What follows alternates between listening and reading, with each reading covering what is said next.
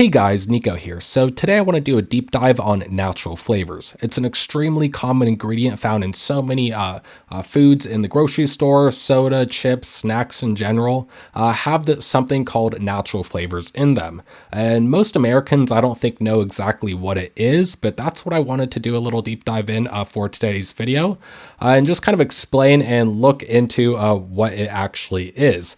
And today we're going to watch this video by 60 Minutes. It's a rather old video, but they do a great job in explaining or breaking down what natural flavors are, how it's made, where it comes from, and what it's used for by the food industry at large. I'm going to just kind of go over my opinions and thoughts while watching this video, and you guys can watch along with me as well too, and definitely drop a comment down below on what your guys' thoughts are. But what you're going to realize after watching this video, what after 60 Minutes explains all this, is that natural flavors is used to make already palatable food extra hyper palatable. So whenever you're eating Cheetos, candy, whatever it might be, whatever those snacks are, you're going to eat it until your stomach starts to hurt, because subconsciously ingredients like natural flavors, you're going to learn it's a chemical, makes you eat a lot more than you rather should. So let's start listening and see what 60 Minutes has to say in terms of educating us about what natural flavors are. If you're overweight, and the chances are you are, it's probably because you eat too much of the wrong stuff. Yep, that's one way to do it. The wrong stuff we eat comes in a bottle, a can, or a box. Food that's been processed. Much of that food has been flavored.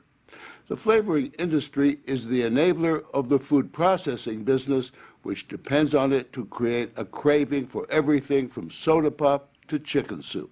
It is Willy Wonka and his chocolate factory as a multi-billion-dollar industry, an industry cloaked in secrecy. But recently, Givaudan, the largest flavoring company in the world, allowed us in to see them work their magic. And I don't think that it's the food industry's goal to make people sick and unhealthy. I think at the end of the day, they just want to sell more product, right?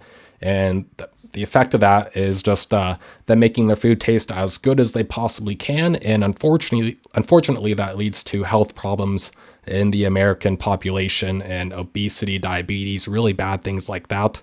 And it just makes people really sick and poor at the end of the day. So let's keep watching here. Let's skip ahead a bit. So this is a lady. She's a scientist, and her job is to basically create natural flavors and formulate it in a way that makes the whatever food company it is making their food more hyper palatable taste better, so people like you and I buy more of it, eat more of it, and essentially at the end of the day just make more profits for companies, right?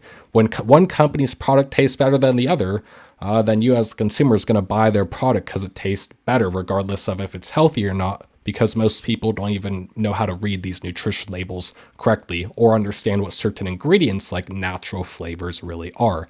So let's have a listen here to what she has to say, and then we'll talk about it a bit more. My world is making things taste good. Soda pop and chewing She's gum the modern flavorist chef. Michelle Hagan has helped Givaudan and the food companies make billions with her secret formulas. I create thousands of flavors, so I need somewhere to put them. And I have a lot of flavors in here. So here are some oranges and tangerines. 750 flavors: orange, tangerine, mandarins. Raspberry is one of my favorite.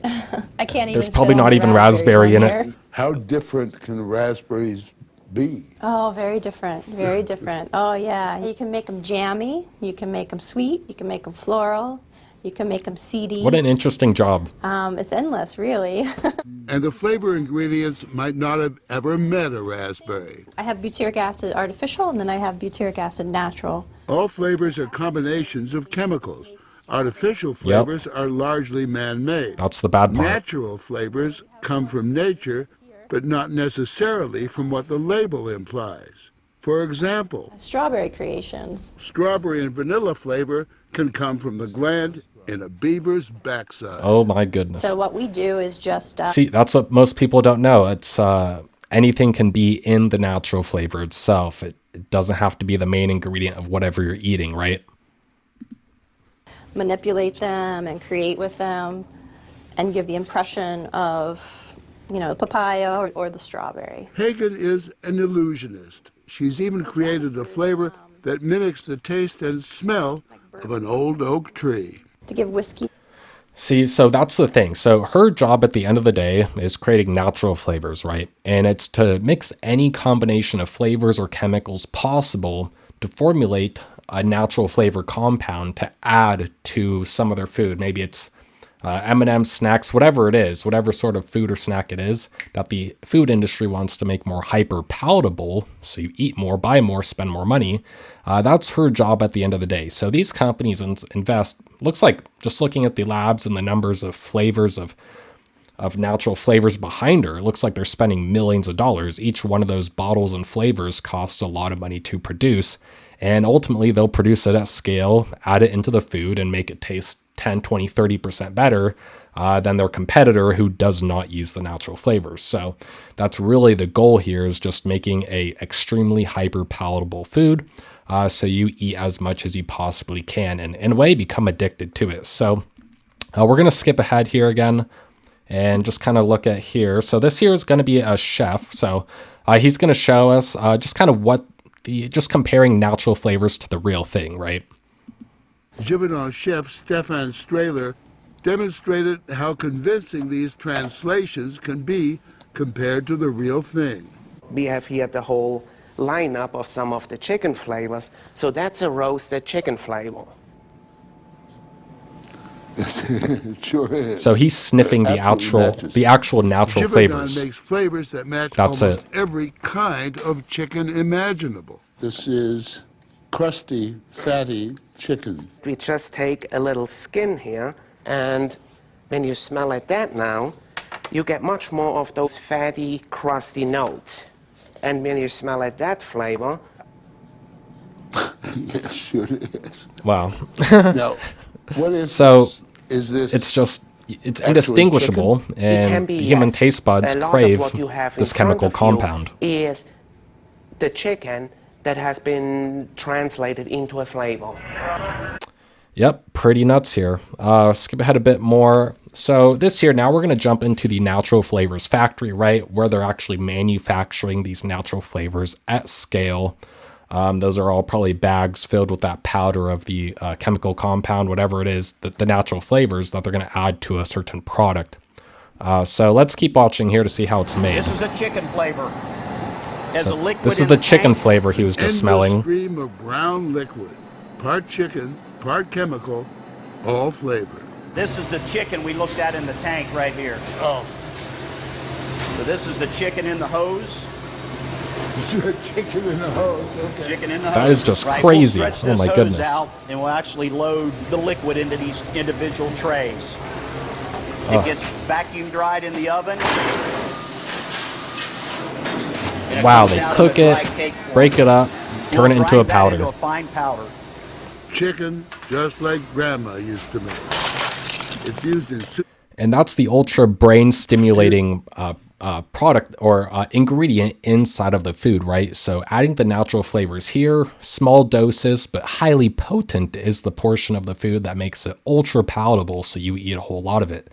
So just understanding that, understanding how to read the label, knowing what's in the food, right, is very important to just mitigating the long-term issues of becoming addicted to a food subconsciously, which ultimately just leads to problems down the road, whether it be being overweight, diabetes, whatever it might be. This here is part of the root of the problem, and it's very important to understand this. So we're going to jump ahead again here. So let's go a little bit over to the 10-minute mark here. Let's see. We're eating fat on sugar on fat with flavor. Yep. And much of what we're eating with these flavors, you have to ask yourself, is it really food? Dr. David Kessler In this is the case, former no. head of the FDA. He is Dr. No. He's bent on getting America to kick its bad habits. We're living in a food carnival. These flavors are so stimulating. They hijack our brain. Kessler believes flavorists are accomplices. Yeah, so that's the issue here, right? And at the end of the day, it comes down to, just like I said before, understanding what you're eating. This is the root of the problem here. At least part of it is mixing these chemical compounds, natural flavors, with ingredients and foods that are already sweet, salty, and fatty, like you said, that are already palatable, but just making it 5-10 times more palatable, or 30% better than your competitors, whatever it is. However, these food companies are averaging it out to make themselves competitive in the marketplace, right? So it's become like this iron versus iron, iron sharpening iron is kind of what I'm trying to say here. But this is just the problem when you look at the increases in weight, diabetes, depression. It comes down to these small little problems like natural flavors in our food system making this problem worse. So I think as a society as a whole, if we can understand the root of these problems, where all this is coming from, then we can start making the future a better place for ourselves. And the reason why I made this video is basically just to educate you guys and understand what's in your food, what might be a root of the problem maybe in your life or in other people's lives. And for maybe, in this case, just eating too much food or eating the wrong kinds of foods. And just understanding that, right? We can only solve a problem if we see the problem in the first place. And this here is one, and it's made itself into the American food system in a very, very large way. And it's really plagued the whole system, and it's not doing any good. But yeah, that's really mostly what I have to say. This is a 60 minutes episode. It's called Tweaking Tastes and Creating Cravings. It's about 14 minutes long, and I would highly recommend you go look it up and watch the full thing for yourself. I think it's very interesting. I would definitely share it with your friends and family, or you can also share this video with your friends and family and just kind of show them or help educate them on what they're actually eating every single day. And I'm not saying don't eat natural flavors at all, this ingredient. I'm just saying it's important to understand what it is and just maybe possibly mitigate a bit of it out of your lifestyle, out of your food that you eat every single day. And it'll just, I mean, it's an addictive compound in food. So if you want to mitigate part of that out of your diet, probably wouldn't be bad. And yeah, so that's all I have to really say for you guys today. Thank you all so much for watching. Be sure to like and subscribe if you haven't already, and definitely comment down below on your thoughts. I hope I taught you guys something new here. And yeah, that's really all I have to say. Thank you all so much. Have a great day and see you on the next video. Bye-bye.